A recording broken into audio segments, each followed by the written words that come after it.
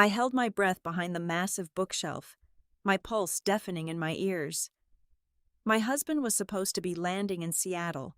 Instead, he was standing in our dark bedroom, through the cracked door. I watched him pull out a black glass vial, with terrifying precision. He let exactly 4 drops of clear liquid fall onto the center of my pillow. After 5 years of marriage, I was silently witnessing my own execution. Hello and welcome back to Maya Revenge Stories. I want to sincerely thank all of you for your incredible support, but unfortunately, YouTube has completely demonetized our channel, leaving us with zero budget to continue operating here. Because of this, we will be forced to pause uploading new videos in the near future and will transition our efforts entirely to Patreon. If you enjoyed today's story and want to help us survive, please consider supporting us by joining our Patreon, where you will find exclusive, true stories that are even better, much longer, and incredibly detailed with multiple emotional voice actors, featuring things we simply cannot publish on YouTube. You can join by scanning the QR code currently on your screen or by clicking the Patreon link down in the description or the pinned comment of this video. Now, let us begin today's chilling tale, as experienced by our protagonist, Delilah Simpson. I am 34 years old, and until a few hours ago, my biggest problem was a brutal, blinding migraine. As the director of data analytics at Vanguard Nexus Solutions in Denver, my entire world is built on cold, hard facts. I spend my days identifying anomalies in massive data sets, searching for the one piece of information that does not belong. But nothing could have prepared me to find the ultimate anomaly inside my own home. The pressure in my skull had felt like a tightening vice all morning. The harsh fluorescent lights of the corporate office had become completely unbearable, so I excused myself early. I arrived at my house at 2 o'clock in the afternoon, desperate only for the cool, quiet darkness of my living room. My husband, Marcus, was supposed to be 2 states away. He was scheduled to attend a multi-day financial conference in Seattle. In fact, at exactly 3:15 in the afternoon, my phone had buzzed with a text message from him. Landed safely. Baby, heading to the hotel now. Love you. Lying on the plush velvet of our living room sofa, I had finally managed to let my heavy eyelids fall. The house was dead silent, wrapped in the comforting stillness of a weekday afternoon. Then came the sound. It was the distinct, metallic scrape of a key sliding into the front door lock. It was not the usual heavy, careless turn of someone arriving home after a long day. It was agonizingly slow, deliberate, and stealthy. The noise was so subtle it barely registered, yet it was so out of place that it instantly shattered my half-sleep. My eyes snapped open. The pain in my head vanished entirely, instantly replaced by a primal, freezing flood of adrenaline. My data-driven brain immediately processed the situation. If it was Marcus returning unexpectedly, he would have loudly called out my name. If it was an intruder, they would have smashed a window or kicked the door, not meticulously picked or used a key. Raw survival instinct took over before logic could finish its calculation. I rolled off the sofa, my bare feet making absolutely no sound on the hardwood floor, and scrambled into the deep, shadowed alcove behind our massive, floor-to-ceiling oak bookshelf. The front door clicked shut. No lights were flipped on. No keys were tossed into the ceramic bowl. I pressed my back so hard against the freezing plaster of the wall that my spine ached. I clamped both hands tight over my own mouth to muffle the sound of my hyperventilating breath. Terrified that my pounding chest would give away my position, I peered through a tiny, narrow gap between the wood of the bookshelf and the wall. A silhouette detached itself from the shadows of the hallway. It was Marcus. He moved with a practiced, ghostly silence. He did not glance toward the living room. He did not speak a single word. He simply glided straight toward the master bedroom like a phantom haunting his own home. My heart hammered against my ribs like a trapped bird. Why was my husband sneaking around our house in the dark? Why would he lie to my face about flying to Seattle? I crept out from my hiding spot, keeping my body crouched incredibly low to the ground. I moved forward inch by silent inch, until I reached the hallway. The heavy wooden door of the master bedroom was pushed slightly open, casting a thin sliver of pale afternoon light into the darkened corridor. I pressed my eye to the hinged side of the door, holding my breath until my lungs burned. Marcus stood perfectly still at the edge of our bed. He reached into the inner pocket of his dark wool jacket and extracted something small. The room was dim, but the faint light from the window caught the object in his hand. It was a tiny black glass vial. I could clearly see the shape of the rubber dropper top. He unscrewed the cap with terrifyingly steady hands. There was no hesitation in his movements. He leaned over my side of the bed, right over the exact spot where I rested my face every single night. 1 drop, 2 drops, 3 drops, 4 drops. Exactly 4 drops of a clear, odorless liquid fell dead center onto my white silk pillowcase. The thick liquid immediately seeped into the fine fabric, disappearing completely into the fibers as if it had never been there at all. Marcus carefully screwed the cap back onto the dark glass vial and slipped it deep inside his coat. He then reached out and gently, almost lovingly, smoothed the wrinkles on my pillow. His large hand lingered for a fleeting second on the very spot he had just contaminated. It was a gesture of such intimate, sickening betrayal that my stomach violently convulsed. I clamped my teeth down on my own lip until I tasted copper, forcing down the urge to scream. He turned on his heel, his face completely devoid of any emotion, and walked toward the ensuite bathroom. He quietly opened the rear door that led out to the back patio. The soft click of the lock sealing shut behind him echoed loudly in the empty house. He was gone. I remained glued to the floorboards, paralyzed by a terror so profound it felt like I was drowning in freezing water. The air in my lungs turned to ash. I am a woman of science and data. I find patterns to make sense of the world, and the pattern laid out before me in that silent bedroom was absolutely impossible to misinterpret. The man I had loved with my entire soul, the man I had slept beside for 5 long years, had not come home early to surprise his sick wife. He had come home to silently execute her.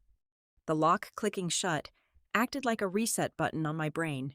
The initial paralyzing wave of terror receded, violently pulled back like the tide before a tsunami, leaving behind a glacial, razor-sharp clarity. I was no longer a weeping wife paralyzed by betrayal. I was a data analyst facing a lethal rogue variable. My survival depended on removing that variable with surgical precision. I moved to the kitchen. My movements were mechanical, stripped of all emotion. I pulled on a pair of thick, heavy yellow dishwashing gloves. From the top drawer, I grabbed a pair of stainless steel kitchen tongs and 2 large, heavy-duty plastic freezer bags. Walking back into the master bedroom felt like stepping into a highly toxic radioactive zone. I held my breath, my chest burning, terrified that even inhaling the ambient air circulating above the bed might be fatal. My hands, which had been trembling uncontrollably just moments ago, were now completely rigid and steady. Using the cold metal tongs, I carefully pinched the extreme outer edge of the white silk fabric. I slowly peeled the contaminated pillowcase off the memory foam core, hyper-focused on ensuring it never brushed against my clothes, my bare arms, or the mattress. The silk slipped smoothly into the first plastic bag. I sealed it tight, carefully turning my face away to avoid any displaced air, and then sealed that bag inside the second one. I did not go to the hospital, and I certainly did not dial emergency services. If I walked into a police precinct raving about poisoned bedding without concrete, scientific proof, they would inevitably label me a hysterical, paranoid spouse. Marcus would simply claim I spilled a cosmetic serum, play the role of the concerned husband, and I would be dead by the end of the month. I needed hard, undeniable data. I drove straight to a private toxicology laboratory located on the industrial east side of the city. It was owned and operated by Victor, an old university friend who had traded clinical medicine for the quiet, meticulous world of forensic chemistry. I placed the double-sealed biohazard bag on his stainless steel examination table and looked him directly in the eye. I need a complete, Microscopic chemical breakdown of whatever is saturated into this fabric, I told him, keeping my voice absolutely flat and void of any tremor. And Victor, you cannot log this into any official system. No records. Victor took one long look at my pale, deadpan face, nodded silently, and carried the evidence bag into his negative pressure clean room. The wait took exactly 3 hours and 45 minutes. I sat in his bleak waiting area, drinking black coffee that tasted like battery acid, calculating every single interaction I had shared with Marcus over the past year. I was scanning the dataset of our marriage, looking for the glitch, the warning signs I had missed. Finally, Victor emerged. His expression was grim, carrying the heavy look a doctor gives a patient right before delivering a terminal diagnosis. He slid a printed chemical analysis report across the table. "Where did you get this, Delilah?" he asked, his voice low and tight with genuine alarm. "Just tell me what the data says," I replied. "It is a highly concentrated synthetic neurotoxin. It is incredibly rare and entirely unregulated on the legal market," Victor explained, tapping a complex molecular diagram printed on the paper. "It is specifically engineered to absorb through the dermal layers or via inhalation over a prolonged period of several hours. If you had slept on that pillow tonight, your resting heart rate would have gradually decelerated until it stopped completely. You would simply drift off to sleep and never wake up. The county coroner would undoubtedly rule it as acute heart failure, but here is the truly terrifying metric. Delilah, the compound breaks down rapidly at room temperature once it binds to organic tissue. By the time a standard autopsy was performed, there would be absolutely zero chemical trace left in your bloodstream. It is a perfect, invisible weapon." A profound, freezing realization washed over me. This was not a sudden crime of passion.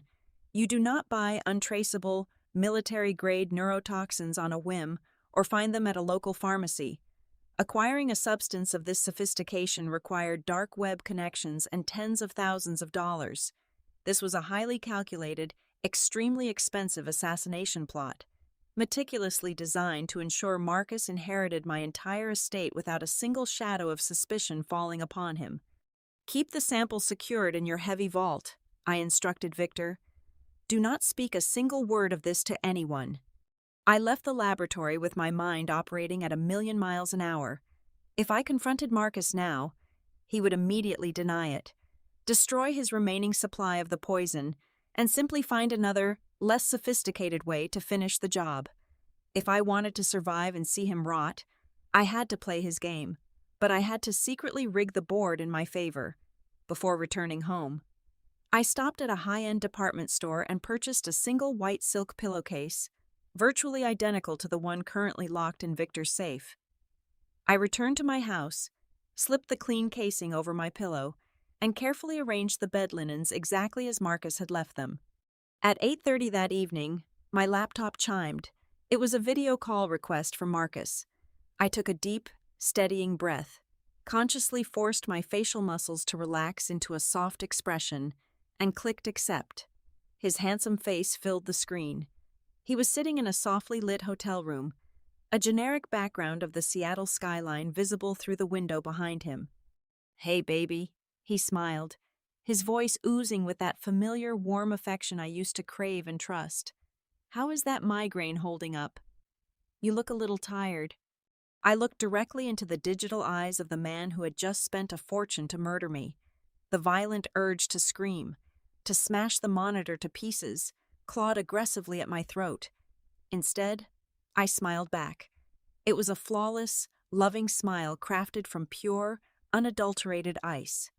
"I am doing much better, honey," I lied smoothly, my voice dripping with false sweetness. "Just resting on the sofa. I really missed you today." "I miss you too," he replied, his eyes flickering with a dark, hidden anticipation. "Get a really good night of sleep for me, okay?" "I definitely will," I promised softly. "I love you, Marcus." "Love you too, Delilah." The call disconnected, and the screen went black, plunging my face into shadow. My husband thought he was executing a brilliant foolproof game of chess. He did not realize I had just memorized his entire playbook, and I was about to burn the stadium to the ground. 72 hours later, the front door swung open, and Marcus walked into the house carrying a massive bouquet of pink peonies. It was a sickening performance. He dropped his travel bags, rushed to the living room, and wrapped his arms around me. His cologne smelled like expensive cedar and lies. I let him hold me, forcing my body to remain perfectly relaxed while every single nerve ending screamed in absolute disgust. Almost immediately, his performance began to crack. His eyes kept darting toward the master bedroom. That night, as I arranged a heavy wool blanket on the living room sofa, I felt him hovering in the doorway. His jaw was tight, and his knuckles were white as he gripped the doorframe. "Baby, why are you still sleeping out here?" Marcus asked. His tone was coated in honey, but beneath the surface, there was a sharp, vibrating edge of panic. "Your migraine is gone. You need proper rest on a real mattress." "The air conditioning vent over the bed dries out my sinuses," I lied effortlessly, arranging my pillows. "I just feel much cozier out here until the weather shifts. You go ahead and get some sleep. I know your trip was exhausting." He stared at me for a long, agonizing moment. He was calculating, trying to figure out if I was on to him or just being difficult. Eventually, he forced a tight smile, kissed my forehead, and retreated into the bedroom. I lay awake all night, listening to him pace back and forth behind the closed door. The poison was degrading. His window of opportunity was closing, and the frustration was eating him alive. The next afternoon, the psychological warfare escalated. The doorbell rang, and I opened it to find Evelyn, my mother-in-law. She stood on the porch, holding a large ceramic tureen, her sharp, predatory eyes scanning my face with intense scrutiny. Evelyn was a woman carved from cold marble, always impeccably dressed, and historically, she never visited without a formal invitation. Today, however, she marched right past me and headed straight for the kitchen. "Marcus told me you were feeling under the weather," Evelyn announced, setting the tureen on the granite counter. "I brought you my special bone broth. You look terribly pale. Delilah, almost sickly." "I am fine, Evelyn," I replied evenly. "Just a lingering headache." She grabbed a porcelain bowl and ladled out the thick, oily soup. She slid it across the island toward me. I stared at the murky liquid, my mind instantly flashing to the glass vial in Marcus's hand. I did not touch the spoon. Evelyn leaned forward, resting her perfectly manicured hands on the counter. The polite mask slipped, revealing something incredibly dark and hollow underneath. "You really must prioritize your health, dear. The human body is such a delicate, unpredictable machine. A sudden stroke, an undetected heart defect. It happens all the time to people much younger than you. Life is so very fragile. Truly, no one knows what tomorrow brings." Her words were not a comfort. They were a thinly veiled eulogy. She was looking at me exactly the way a butcher looks at a calf. I smiled, pushed the bowl of soup back toward her, and looked directly into her cold eyes. "You are absolutely right, Evelyn. We must always be prepared for sudden tragedies." She left shortly after, visibly irritated that I refused to consume her peace offering. As soon as her car disappeared down the street, and with Marcus gone to the gym for 2 hours, I sprinted to the hall closet. Buried beneath a pile of winter coats was a heavy silver metal lockbox. Inside was Marcus's old collegiate laptop. He had abandoned it 3 years ago, claiming the motherboard was fried. But people who have things to hide never throw their old hard drives in the trash. I carried the machine to the dining table and plugged it in. It booted up, but the operating system was completely locked behind a biometric firewall. That was a joke to someone in my profession. At Vanguard Nexus Solutions, I built predictive algorithms that analyzed billions of encrypted data points daily. Breaking into a civilian-grade security wall took me less than 14 minutes. I bypassed the main operating system using a bootable flash drive loaded with a Linux distribution and accessed the raw directory tree. At first glance, the drive looked entirely normal. Old photos, tax documents, meaningless text files. But my trained eyes immediately caught a massive discrepancy. There was a system cache folder occupying an impossible amount of memory space. It was disguised as temporary internet files. But the architecture was entirely wrong. It was an encrypted cloud partition. I unleashed a brute force decryption script I had written for a corporate espionage audit last year. For 45 minutes, lines of green code violently cascaded down my screen. Then, the firewall shattered. The folder sprang open, and the sheer volume of data flooded my screen. I stopped breathing. The files were not love letters to a mistress. They were heavily detailed financial ledgers, banking transfers, and encrypted chat logs. Marcus was not a successful financial consultant. His entire career was a meticulously constructed mirage. For the past 4 years, he had been funneling his income, our joint savings, and lines of shadow credit into a massive, illegal offshore sports betting syndicate. The spreadsheets were painted in devastating red ink. He did not owe a few $1,000s. According to the final balance sheet dated 5 days ago, my husband was drowning in a debt of $4 million. The chat logs attached to the ledger were filled with terrifying, explicit threats from people who did not send collection letters, but rather sent men with guns. My hands shook as I clicked on the very last file in the directory. It was a scanned PDF document, 60 pages long. It was a premium life insurance policy. The insured party was Delilah Simpson. The sole beneficiary was Marcus Simpson. The payout in the event of my sudden, natural death was exactly $5 million. I zoomed in on the final page of the contract. The date of activation was exactly 1 year ago. There, sitting perfectly on the dotted line, was my signature. Except, it was not mine. The loop on the capital D was slightly exaggerated, and the slant of the letters was too rigid. I knew that handwriting intimately from countless birthday cards and holiday tags. It was Evelyn's handwriting. The mother and son had sat down at a table 12 months ago and forged my name to a death warrant. A chilling, profound clarity washed over me, freezing the last remaining drops of love I had for my husband. This had absolutely nothing to do with marital dissatisfaction or another woman. It was purely transactional. They did not hate me. They simply did not view me as a human being. To Marcus and Evelyn, my beating heart was nothing more than a ticking timer on a massive payday. My corpse was the only currency that could save Marcus from the criminal underworld. I was not a wife. I was a blank check, and they were coming to cash it. I knew waiting around the house was a death sentence.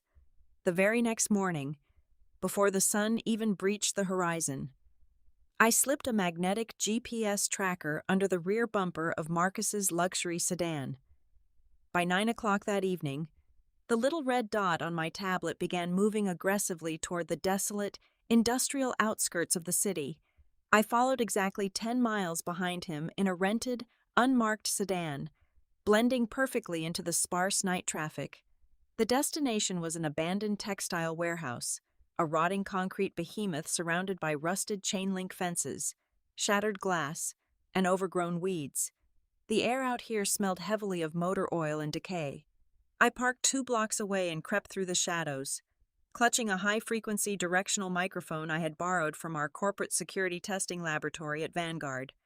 I found a highly concealed vantage point behind a massive stack of decaying wooden pallets.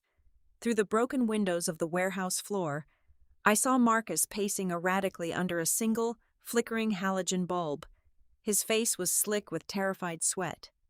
Exactly 1 minute later, a sleek black sports car rolled silently into the structure, its headlights cutting through the heavy dust.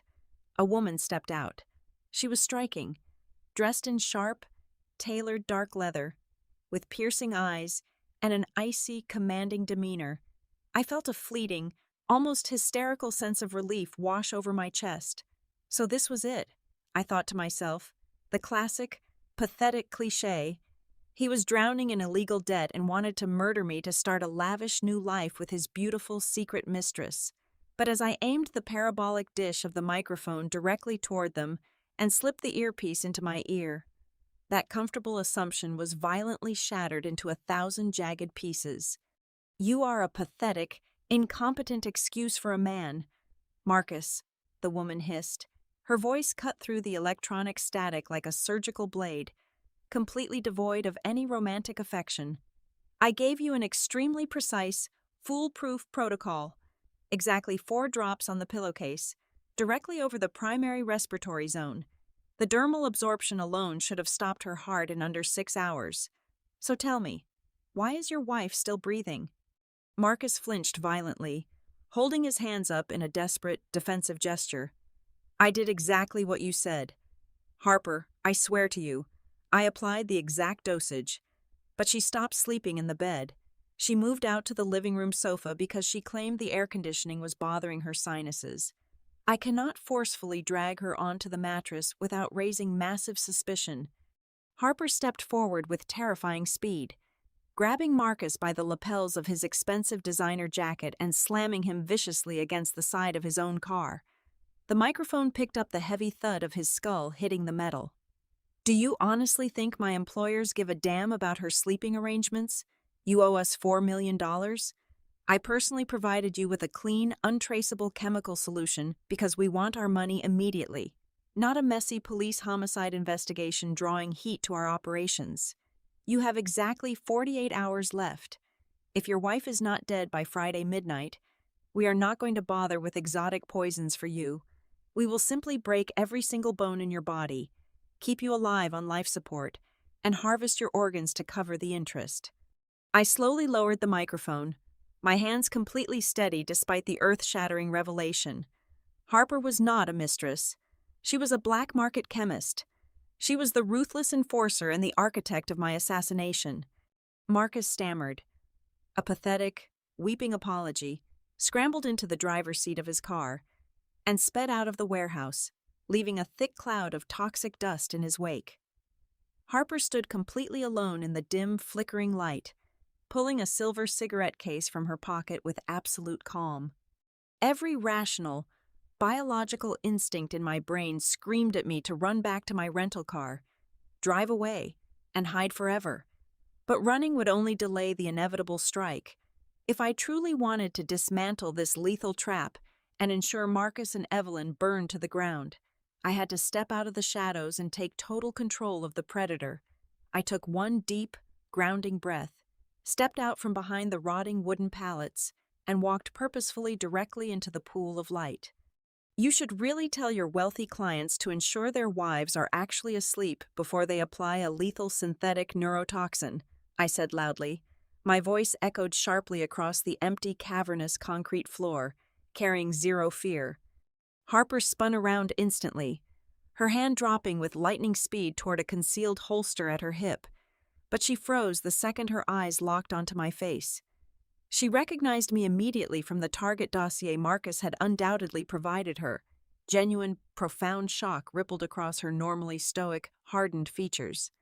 Delilah Simpson, Harper murmured, slowly moving her hands away from her weapon, her eyes narrowing with intense, calculating scrutiny. You are supposed to be a clueless, naive corporate drone waiting to die. And you are supposed to be an untraceable professional, I countered smoothly, closing the distance between us until we were standing just 3 feet apart. Let us skip the pleasantries and the threats. Harper, my husband owes your criminal organization $4 million. You are threatening to kill him because he failed to murder me. But let us look at the raw data. Marcus is a cowardly idiot, and he is entirely bankrupt. He will never, ever get you that money. I, on the other hand, am very much alive, and I control a highly diversified offshore financial portfolio. Harper tilted her head slightly, clearly intrigued by the bizarre turn of events. What exactly are you proposing, Mrs. Simpson? I am proposing a hostile takeover of his debt, I stated coldly. I will wire exactly $8 million directly into your syndicate's untraceable cryptocurrency accounts by midnight tonight. That is exactly double what Marcus currently owes. That instantly clears his massive debt and provides an undeniable, massive profit margin for your bosses.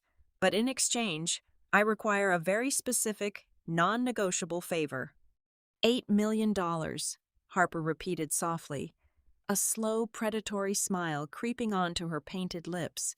And what exactly does this massive premium buy you? Delilah. It buys me your absolute, unquestioning loyalty for the next 3 days, I said, holding her cold gaze without blinking even once. I want every single encrypted message he sent you. I want every bank transaction receipt. I want the exact chemical composition formula of the neurotoxin you gave my husband. And more importantly, when the trap finally snaps shut, you are going to stand up in a federal court of law as an immune, protected witness. You will testify exactly how Marcus and his mother contracted you to end my life. Harper let out a dry, sharp laugh that echoed off the concrete walls.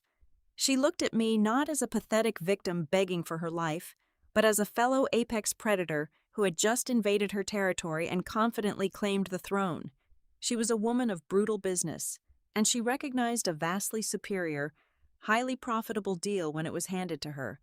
Betraying Marcus meant she entirely avoided the massive risk of an active murder investigation, pleased her violent bosses with double the expected financial return, and walked away completely clean from the impending fallout. "You are absolutely terrifying, Mrs. Simpson," Harper said, reaching her hand out into the space between us. "We have a deal." The clock was ruthlessly ticking down toward the Friday midnight deadline, and the psychological pressure within the house became a palpable, suffocating entity. Marcus and his mother were morphing into cornered, rabid animals. I could hear Evelyn calling his cell phone every single hour. I would sit quietly in the adjacent room, listening to Marcus pace frantically across his home office, his voice reduced to a desperate, trembling whisper as he argued with her. They were out of time, out of options, and completely out of their minds. The shadow of Harper and the criminal syndicate was tightening around my husband's throat, and he was projecting that fatal desperation onto me. By Thursday evening, Marcus abandoned all subtlety. He walked into the living room holding a steaming, ornate porcelain mug, his hands shaking so violently that the dark liquid threatened to spill over the brim. He forced a rigid, ghastly smile that did not reach his bloodshot eyes. "I bought you something special today, baby," Marcus said, his voice cracking under the immense weight of his own betrayal. "It is a highly concentrated, premium herbal sleep blend from an exclusive boutique downtown. It cost a small fortune, but the clerk guaranteed it would instantly cure your insomnia and those terrible migraines. You need to drink all of it while it is hot." It was a pathetic, amateurish escalation. He was no longer trying to slowly poison my environment. He was trying to force-feed me the execution directly. I looked up at him, morphing my features into a mask of pure, adoring gratitude. "You are so incredibly sweet to me, Marcus," I murmured softly, taking the hot mug from his trembling hands. The liquid smelled overwhelmingly of bitter licorice and chemical sweetness, completely failing to mask the synthetic poison hidden within. "Let me just go grab my reading glasses from the study, and I will drink it in bed." He nodded eagerly, stepping aside. I walked calmly out of the living room, feeling his predatory gaze burning into my spine. The second I was safely out of his line of sight in the downstairs half-bathroom, I dumped the entire contents of the mug down the sink. I thoroughly rinsed the porcelain to remove any trace of the chemical residue, then filled it to the exact same level with plain boiling water from the instant tap.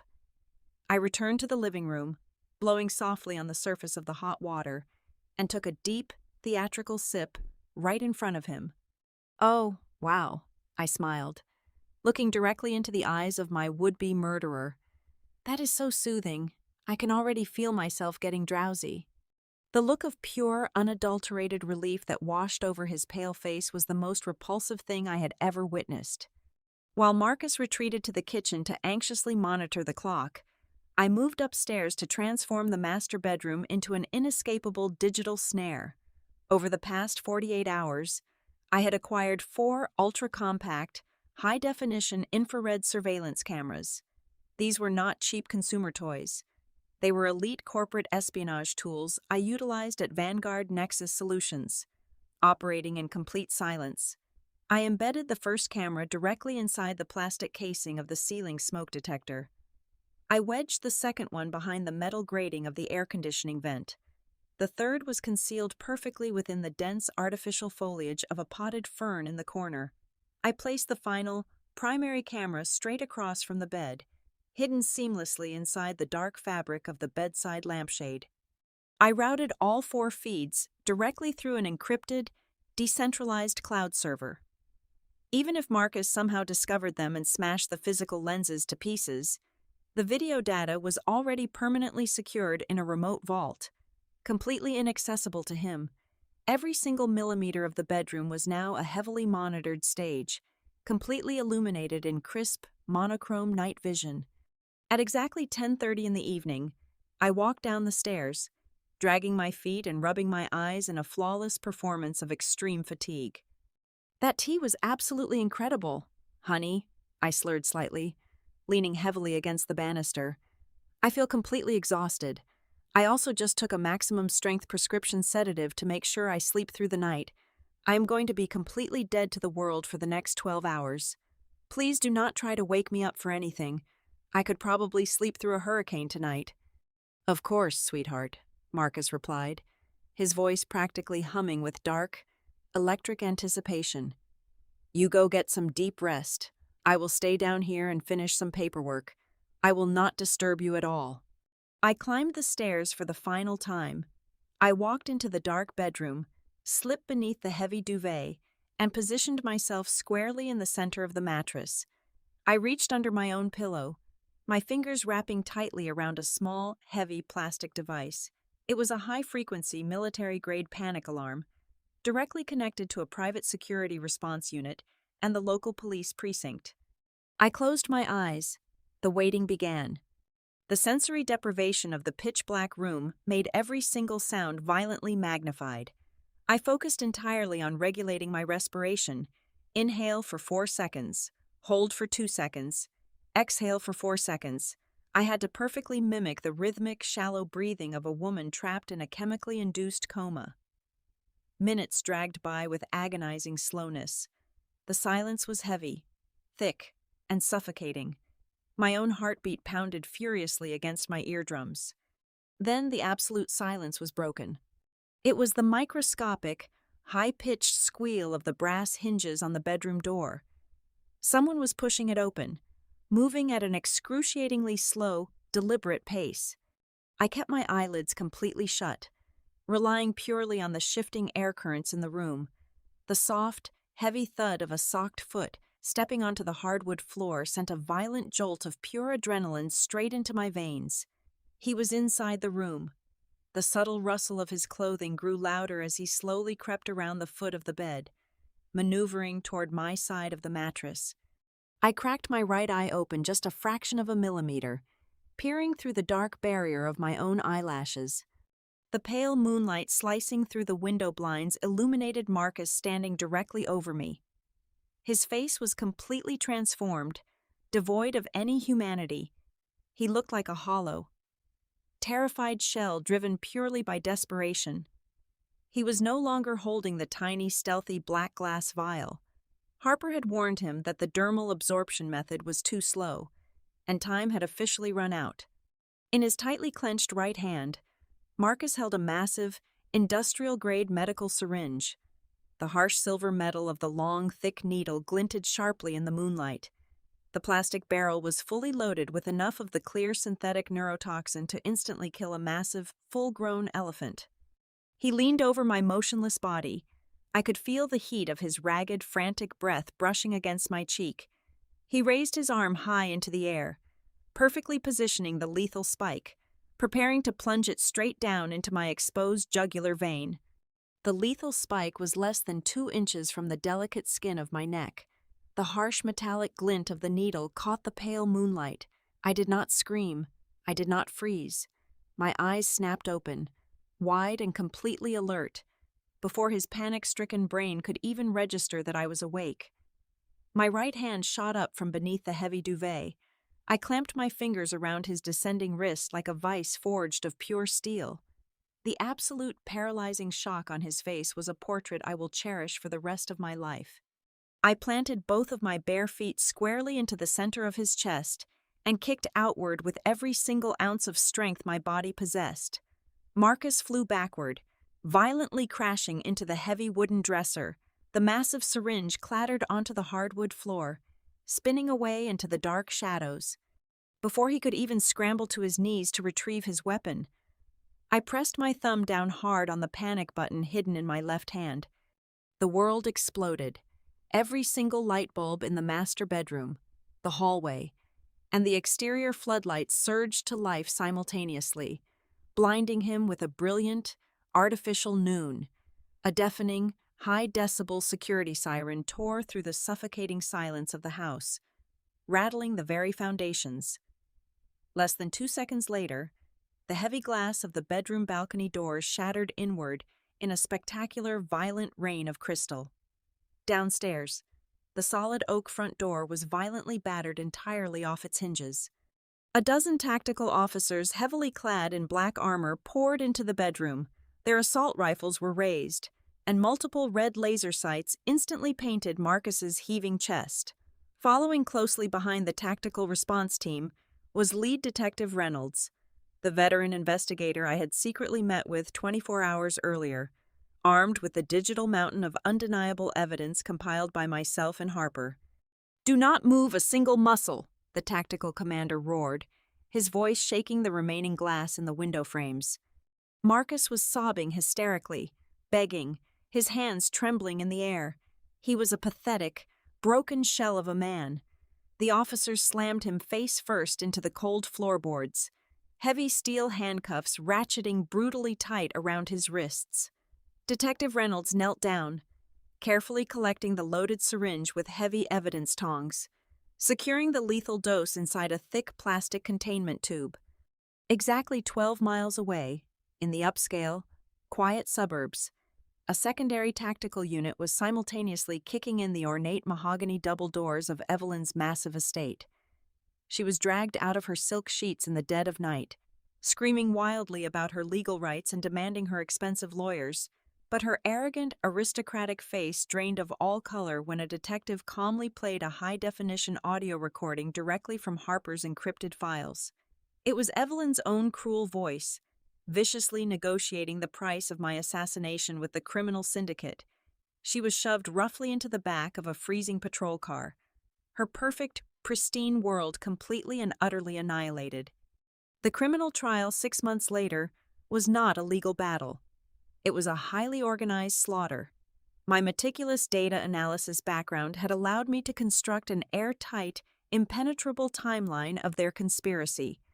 The jury watched in absolute horror as the prosecution played the crystal clear infrared video of Marcus creeping into our bedroom with a deadly weapon.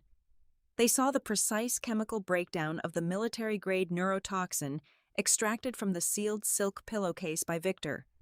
But the final lethal blow came when Harper confidently took the witness stand. Granted total federal immunity for her cooperation, she dressed in a sharp, conservative suit and coldly, methodically dismantled every single lie the defense attempted to spin.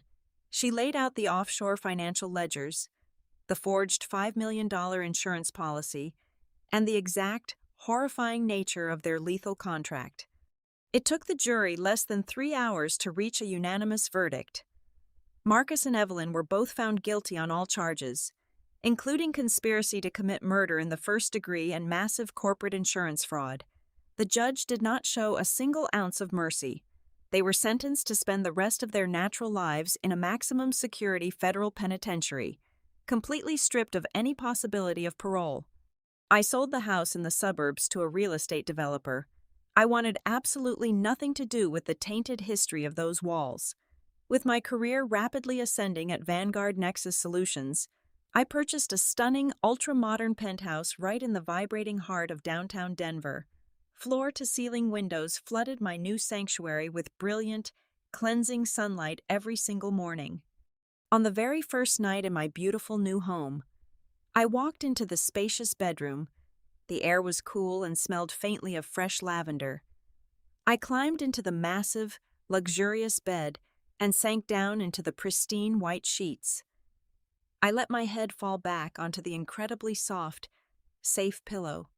I closed my eyes, took a deep, steadying breath, and a genuine smile spread across my face. I realized then that the most perfect, devastating revenge is not sinking to the level of a monster and taking their life.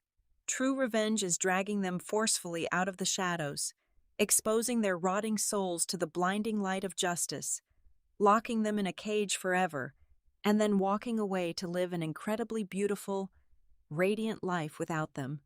I drifted into the deepest, most peaceful sleep I had ever known. Thank you so much to everyone for listening to my story today. I would absolutely love to know where in the world you are listening from, so please let me know in the comments below. As a quick reminder, because YouTube has completely demonetized our channel, we will unfortunately not be uploading new videos here in the near future and are moving our operations entirely to Patreon. If you thought today's story was great and want to help us keep producing content, please support us by joining the Maya Revenge Stories Patreon. There, you can listen to our absolute best, highly detailed, exclusive true stories that are simply too intense to publish on YouTube. You can join right now by scanning the Patreon QR code on your screen, or by clicking the link provided in the description or the pinned comment. Thank you again, and stay safe.